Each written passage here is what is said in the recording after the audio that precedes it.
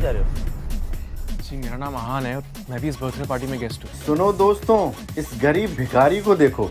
इसका कहना है कि सिंघानिया साहब की बर्थडे पार्टी में ये भी एक गेस्ट है।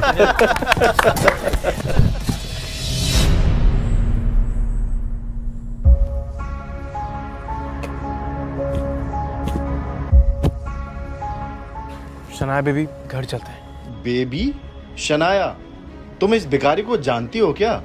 नहीं नहीं, कौन है ये भिखारी? मुझे नहीं पता। Who the hell are you?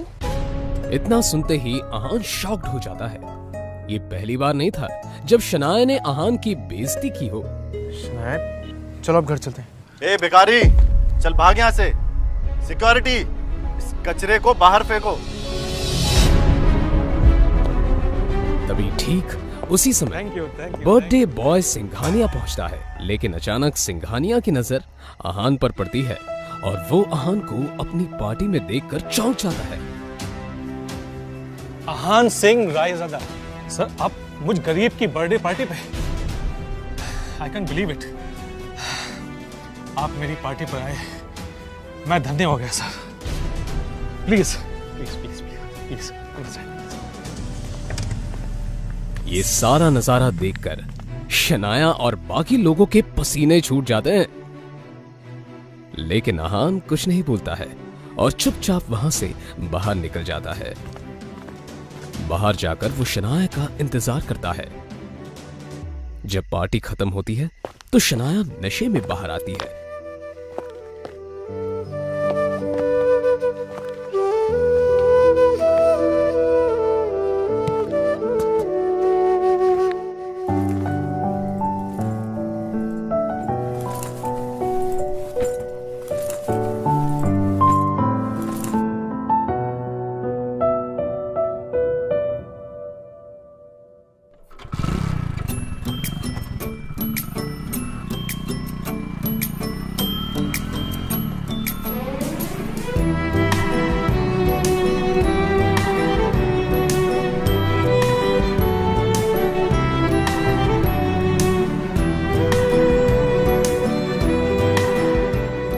उसे लेकर आहान किसी तरह अपने ससुराल वाले घर पर पहुंचता है।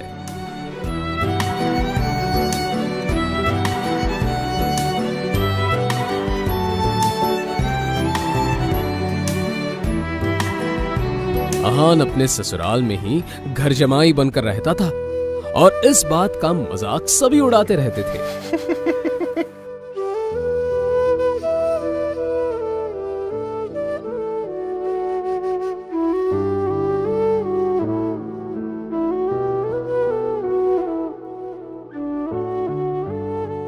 घर पहुंचते ही शनाया का कजिन शौर्य मिल जाता है। गाल घर जमाई, शर्म से डूब के मर क्यों नहीं जाते? आहान कुछ नहीं बोलता है। तभी शनाया की कजिन सिस्टर आहान अपने ससुराल में रोज ऐसे ताने सुनता था। उसे तो ऐसी बातें सुनने की आदत हो गई थी। फिर भी आहान इन सब की गलतियों को माफ कर देता था, क्योंकि उसे शनाया से सच्चा प्यार था।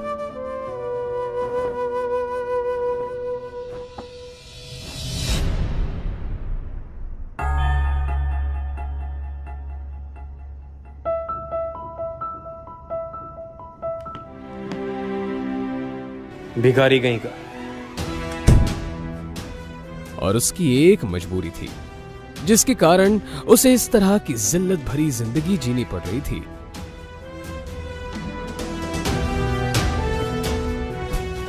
उड़ा लो मेरा मजाक, लेकिन जिस दिन तुम लोगों को मेरी हकीकत का पता चलेगा, उस दिन तुम्हारे होश उड़ जाएंगे।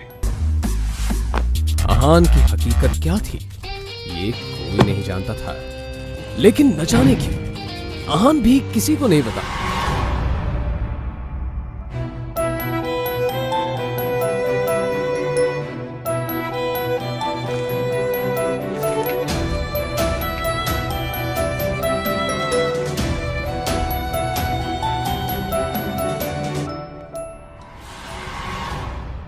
लेकिन उसकी बेइज्जती सिर्फ घर के लोग ही नहीं, बल्कि उसकी सासू मां भी करती थी। वो तो अपनी बेटी शनाया का आहान से डिवोर्स करा देना चाहती थी।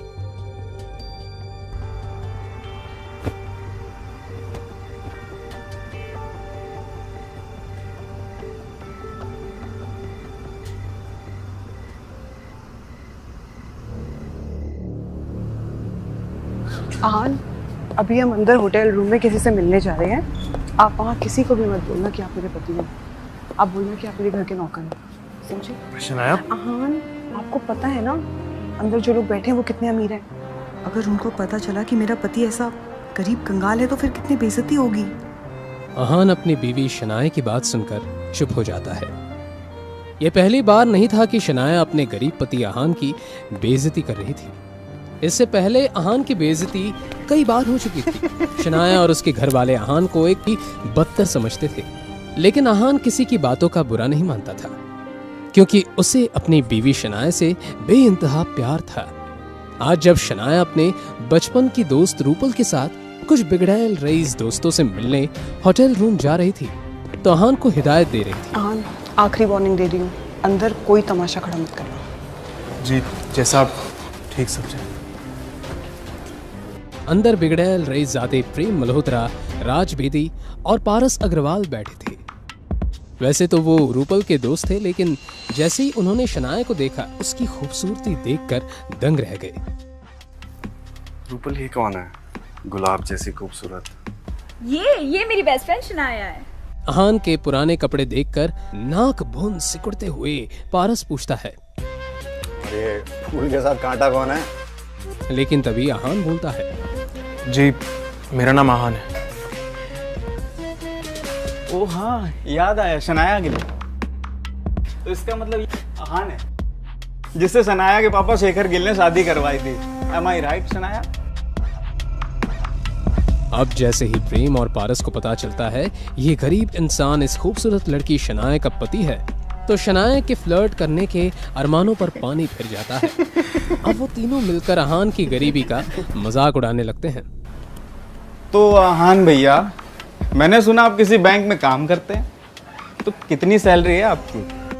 लेकिन ये तीनों लड़के हंसते हंसते आहान की बेइज्जती कर रहे थे। 12,000 मिल जाते हैं। कितना? 12,000। कभी कभी बोनस मिलता है तो 15,000 भी मिल जाते हैं। अच्छी सैलरी। मतलब मेरे ज्वेलरी के अकाउंटेंट से आधी है, पर आजकल के जमाने में तो इतनी बहुत है। पारस भाई, अगर तुम्हारे स्टोर में किसी स्टाफ की जरूरत हो तो क्यों ना आहान भैया को कंसीडर करो। वो बहुत समझदार भी लगते हैं और तुम्हें शिकायत का मौका नहीं देंगे। हाँ, क्यों नहीं प्रेम भाई, 20-25 हज़ार की नौकरी तो मैं ऑफर कर ही सकता हूँ। अच्छा आयान भैया, आप चाहें तो कल से ही ज्वाइन कर सकते हैं। वो किसे जॉब ऑफर कर रहे थे? आहान को। अगर वो चाहता तो उन तीनों को खरीदने की ताकत रखता था। आहान के आहान रायजादा होने का किसे पता था? यहाँ तक कि शनाया और उसके घर वाले भी सच से अनजान थे कि इस गरीब आहान की हकीकत कुछ और है। आहान भी यहाँ अपनी हकीकत किसी को बताना नहीं चाहता था, इसलिए आहान ने भी इस तरह इस सिचुएशन को हैंडल किया जैसे कि आहान ने इन बातों को सुना ही नहीं था। उसने कहा, थैंक यू मिस्टर अग्रवाल, आपका ऑफर सच में बहुत कमाल है। आपने मेरे बारे में इतना सोचा, इसके लिए मैं आपका शुक्रगुजार हूँ। लेकिन सच कहूँ तो मैं ज्वेलरी के बारे में ज़्यादा कुछ जानता नहीं हूँ। इधर शनाया आहान और रूपल के रईस दोस्तों की बेकार की बातों को सुनकर चिढ़ गई।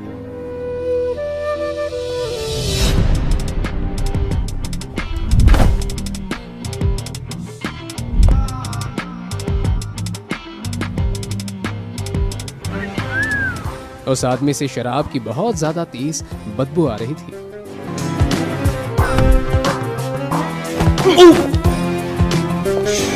ये इंसान, तुम्हारी हिम्मत कैसे हुई मुझसे ऐसी बात करने की? हटो मेरे रास्ते से। ए रुक! क्या कहा? मैं घटिया? छोड़ोगे ना? अब शनाया ने ज्यादा सोचे बिना उस आदमी के मुंह पर एक थप्पड़ जड़ दिया।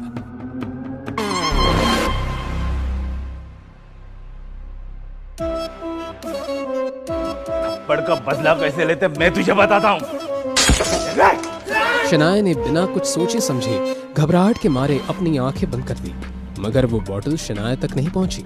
शनाया ने देखा कि एक हाथ ने बियर की बोतल को पकड़ लिया था।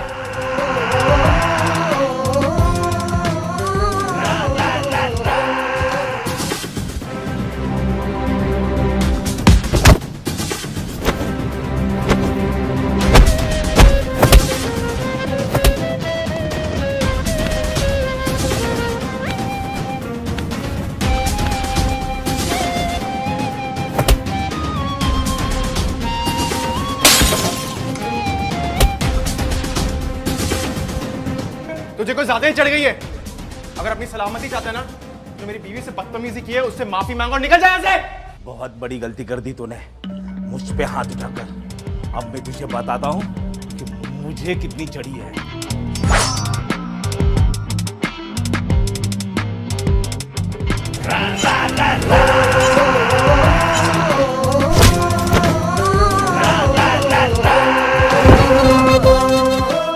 अहान के इस मोमेंट से शनाया हैरान थी। उस बेचारी को अपनी आंखों पर यकीन नहीं हो रहा था। प्रेम मल्होत्रा और राज बेदी वहां पर शोर सुनकर भागते हुए आए। ये मोटा सुअर शराबी मुझे अकेला पाके मेरा फायदा उठाने की कोशिश कर रहा था। अब प्रेम मल्होत्रा की आंखों में नाराजगी दिखने लगी। आज उसने शनाया पर अपना इंप्रेशन भी तो जमाना था, इसलिए उसने इस मैटर की पूरी जिम्मेदारी अपने हाथों में लेने का फैसला कर लिया। आफ्टर ऑल प्राइड होटल उसकी ही फैमिली का बिजनेस का हिस्सा था। तुम्हारी हिम्मत कैसे हुई शनाया के साथ ऐसा करने की? घटिया आदमी, तुम्हारी जान ले लूंगा। ये दोनों मेरी बीवी शनाया पर अपना इंप्रेशन जमाने के लिए उस आदमी को कुछ ज्यादा ही पीट रहे हैं।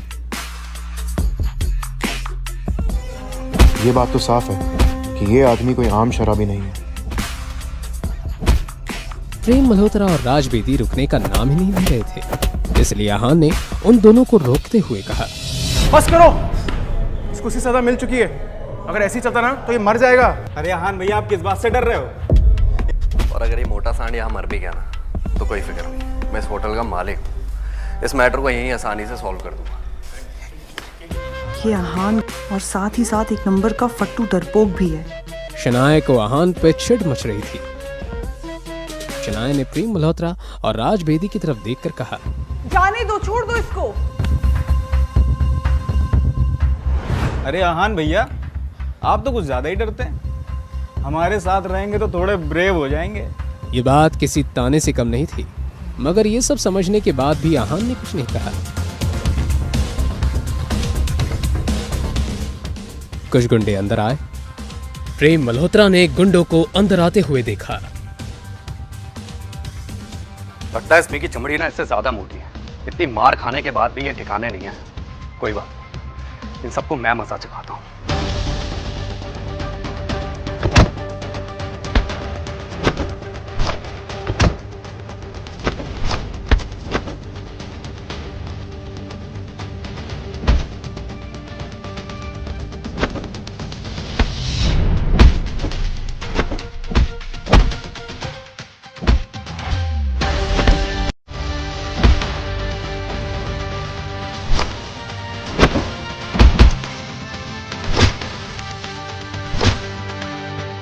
प्रेम मल्होत्रा कोई सीधा साधा फाइटर नहीं था, उसे कराटे में ब्लैक बेल्ट मिला था।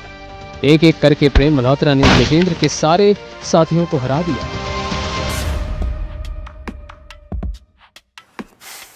तुम सब गुंडे कहने के लायक नहीं।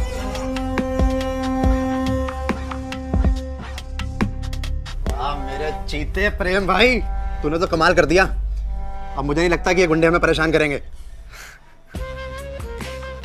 मिस शनाया, रूपल, आप दोनों ठीक हैं? प्रेम के सवाल के जवाब में शनाया और रूपल ने हामी भर दी। प्रेम शनाया की आंखों में अपने लिए तारीफ देखना चाहता था, मगर उसने देखा कि शनाया की नजरें तो अपने पति अहान की तरफ थी। वो अहान जो चुपचाप बैठे हुए गुंडों की तरफ देख रहा था। प्रेम मल्होत्रा को और चिढ़ मच गई। भाई, अब इन ठल्ले गुंडों का क्या करना है? किसी को बुलाऊं क्या ना दफनाने के लिए? अरे नहीं यार, मेरा स्टाफ देख लेगा। आइए आप बाहर आइए। पारस बस अपनी बात को बड़ा चढ़ा के कह रहा था।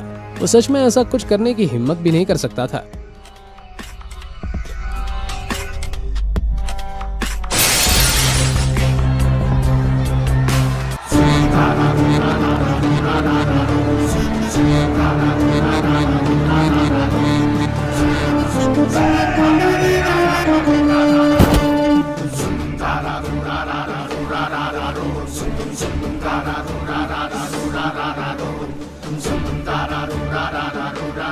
अच्छा, तो तुम लोग इतने बहादुर हो?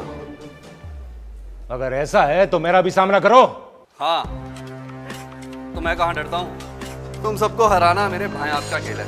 मगर जब तक प्रेम मल्होत्रा ने अपनी ये बात कही वो आगे कुछ बोल ही नहीं पाया। अपने सामने खड़े आदमी को देखते ही प्रेम मल्होत्रा की बोलती बंद हो गई, क्योंकि सामने जो आदमी खड़ा था वो ऐरा खैरा गुंडा नहीं था, विकी भाई था।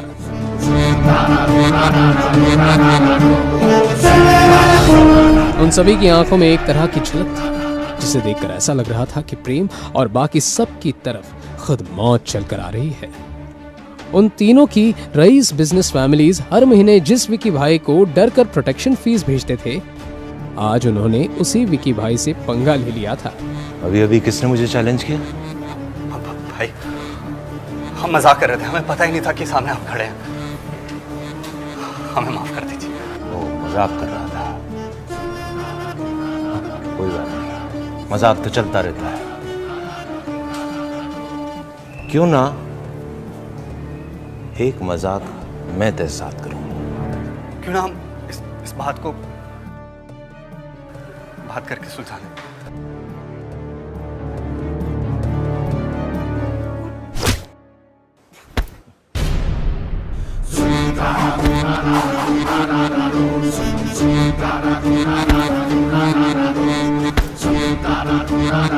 कैसा लगा मेरा मजाक? और वो कराटे का ब्लैक बेल्ट फाइटर प्रेम जमीन पर लेटा अपना सीना पकड़कर जोर जोर से चिल्लाने लगा। पारस और राज को अपनी आंखों पर यकीन नहीं हो रहा था। अब उन दोनों ने अपने घुटने टेक दिए।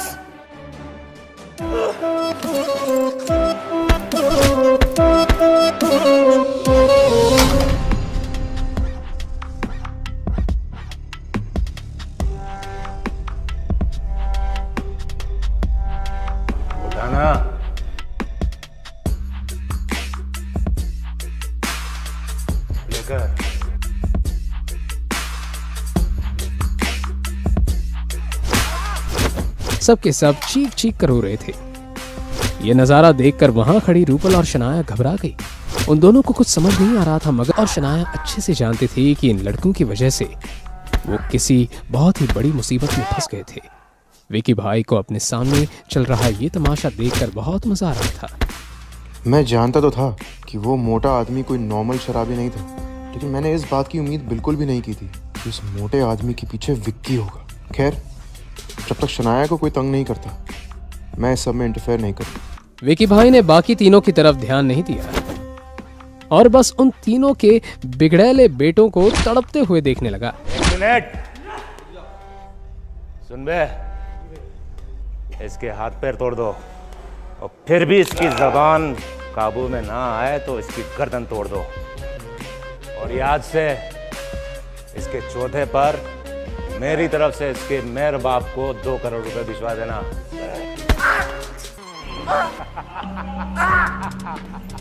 रुको रुको रुको, बस बहुत हो गया। जैसे ही शनाया ने अपनी ये बात कही, विकी भाई ने जब इस आवाज की डायरेक्शन में देखा, आहान रायज़ादा, तो उसकी आंखें खुली की खुली रह गई। उसे अपनी आंखों पर यकीन नहीं हो रहा था। निकलो यहां से। विकी भाई के ऐसे रिएक्शन से सब हैरत में थे। क्यों अचानक आहान को देखकर विकी अपने गुंडों के साथ भागने लगा? क्या विकी और आहान का पहले भी कहीं सामना हो चुका है?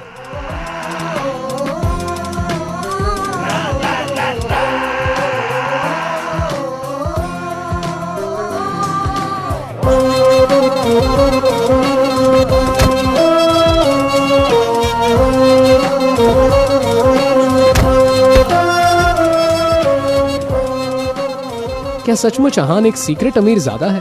अगर है तो फिर एक गरीब घर जमाई बनकर जिल्लत भरी जिंदगी क्यों जी रहा है? क्यों शनाया के पापा ने उसकी शादी आहान जैसे गरीब से करवा दी?